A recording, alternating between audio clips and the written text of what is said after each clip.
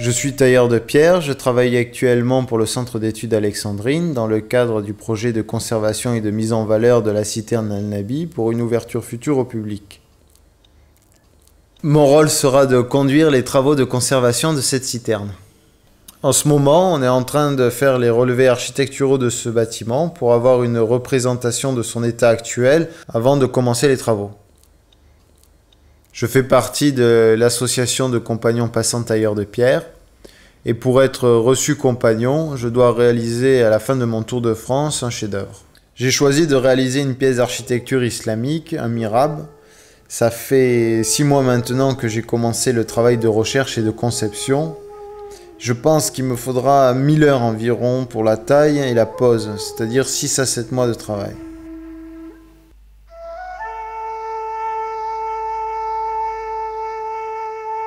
Le mihrab, c'est la niche orientée vers la Mecque que l'on trouve dans le mur Qibla d'une mosquée. Les mihrabs sont la plupart du temps en marbre et en granit, en marqueterie de marbre plus exactement. Le mihrab que je vais réaliser est une création qui s'inspire de divers éléments architecturaux. Ce qui m'intéressait vraiment, c'était d'avoir un défi technique pour pouvoir prouver mes compétences aux compagnons. C'est pour ça que mon travail est un mélange de plusieurs styles provenant de bâtiments différents et d'époques différentes, comprenant chacun leur lot de difficultés.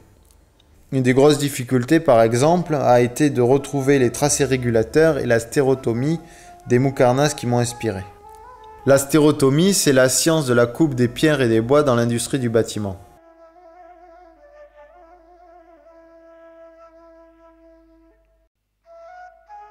Avant la taille proprement dite, il me faut d'abord concevoir et dessiner chaque bloc. J'effectue ce travail sur ordinateur, cela me permet d'imprimer les panneaux de taille dont j'aurai besoin pour la réalisation du mihrab.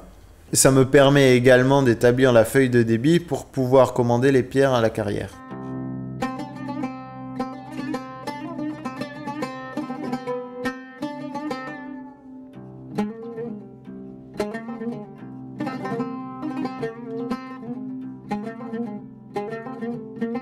L'idée de réaliser un mihrab comme travail de réception m'est venue lors de ma première année en Égypte. À l'époque, je travaillais sur le temple de Karnak et j'ai eu du coup l'occasion à plusieurs reprises de me rendre au Caire et d'y passer pas mal de temps. C'est à la suite de mes différentes balades dans cette ville que je suis tombé amoureux de son architecture islamique. Le fait de réaliser une pièce d'art islamique est quelque chose d'original par rapport à ce qui est choisi habituellement comme travail de réception. Habituellement, les sujets tournent autour de l'art gothique ou de l'art roman.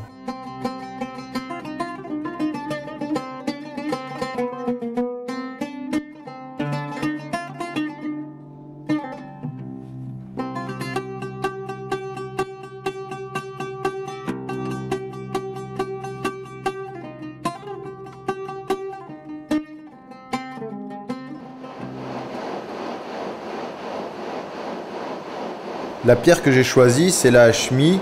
C'est une pierre que l'on trouve au sud du Caire, dans les carrières de Shah el-Taban. C'est la pierre qui a été utilisée principalement dans les constructions religieuses et bourgeoises du Caire moyenâgeux. Les qualités de cette pierre, c'est qu'on peut la trouver dans une palette de couleurs qui va du beige au rouge lit de vin.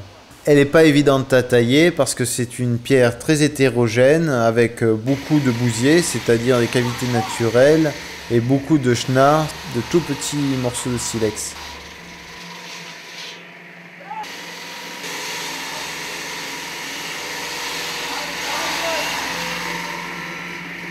J'ai acheté les pierres débitées de manière à dégrossir le travail en atelier. Je pense également faire tourner les colonnes. De cette manière-là, je devrais gagner pas mal de temps.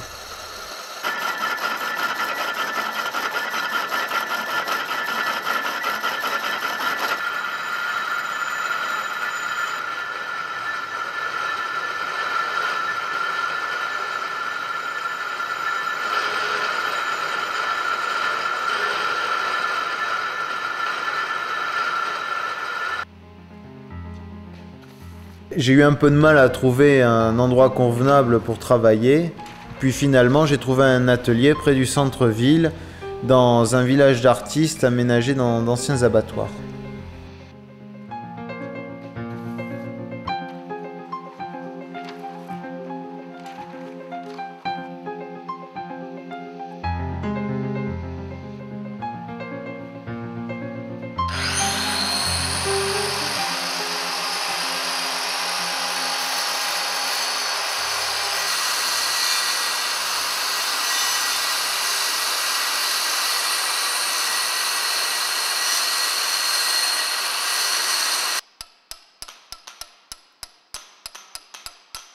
Oui, il est extrêmement difficile de trouver de bons outils en Égypte pour la taille de la pierre. Du coup, j'ai dû en forger la plupart, comme les ciseaux, les pinces de pose, la chaouta, le tétu.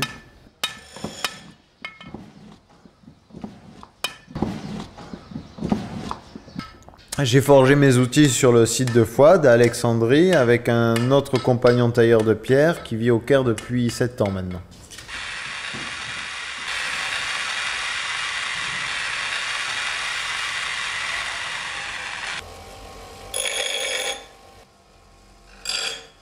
Le tétu me sert à dégrossir mon caillou, à enlever beaucoup de matière à la fois. Mais la chaouta me permet d'affiner le dégrossi ainsi que de dresser des faces. La gradine est encore un outil qui me permet de dégrossir, mais ce coup-ci de manière beaucoup plus précise. La pince de pose, c'est un levier qui me permet de manipuler aisément mes blocs.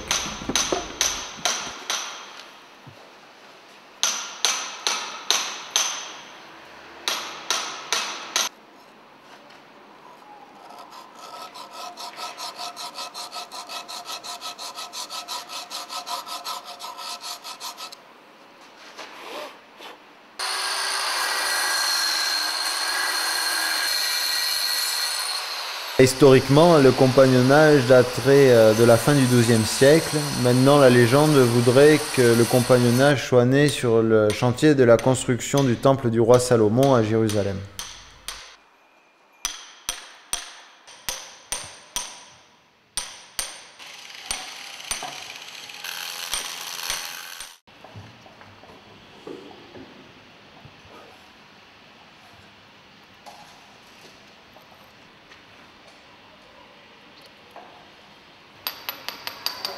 Au cours de notre tour de France, on change chaque année d'endroit pour acquérir des connaissances différentes en fonction des matériaux et des lieux où l'on se trouve. Ces connaissances nous sont transmises par des compagnons ou des aspirants plus expérimentés et nous, à notre tour, après, nous les retransmettons aux plus jeunes.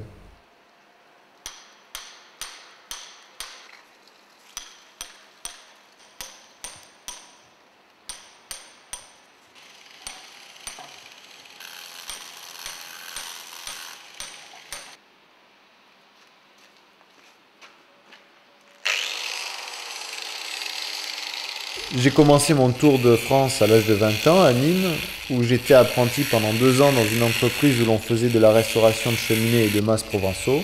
Puis après, je suis parti 1 an en Belgique, à Huy, une petite ville au sud de Liège, où j'ai travaillé sur la restauration de la collégiale. À la suite de ça, j'ai passé 1 année en Irlande à travailler essentiellement en atelier et à faire de la sculpture.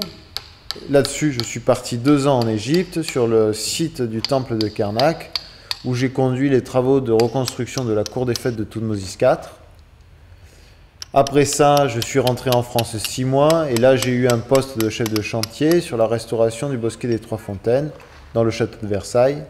Et puis me voilà ici, à Alexandrie, 7 ans après le début de mon tour de France, où je travaille maintenant pour le centre d'études alexandrine.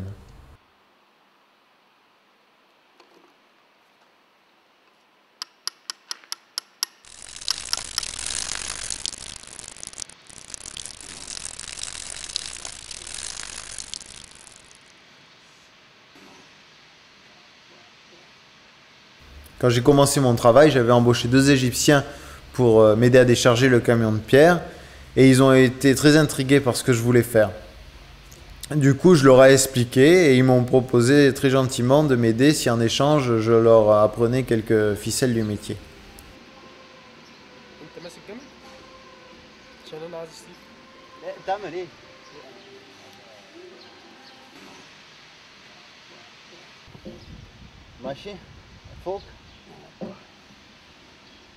Habituellement, le travail de réception est suivi d'une correction. C'est-à-dire que les anciens compagnons, les compagnons qui sont reçus déjà depuis quelques années, viennent pour estimer la qualité du travail. Comme ce travail de réception, lui, je le réalise ici en Égypte, les choses vont se passer sans doute de manière un peu différente. J'enverrai des photos du chantier et de la pièce finie, et c'est à partir de ces photos que les compagnons estimeront la qualité de mon travail.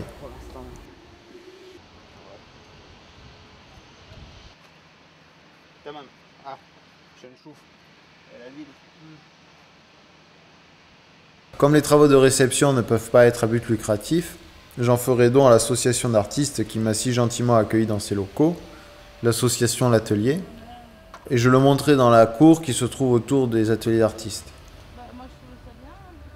Pour inaugurer le travail, il est prévu que le premier vendredi du mois, les artistes de l'association se retrouvent pour prier devant le mihrab.